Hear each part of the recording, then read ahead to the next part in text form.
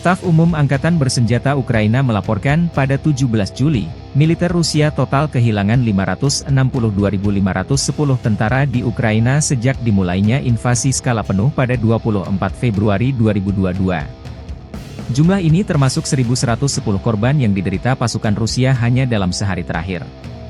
Menurut laporan tersebut, pasukan Vladimir Putin juga total kehilangan 8.238 tank, 15.871 kendaraan tempur lapis baja, 20.741 kendaraan dan tangki bahan bakar, 15.411 sistem artileri, 1.120 sistem roket peluncur ganda, 893 sistem pertahanan udara, 361 pesawat terbang, 326 helikopter, 12.224 pesawat tanpa awak, 28 kapal dan perahu, dan 1 kapal selam.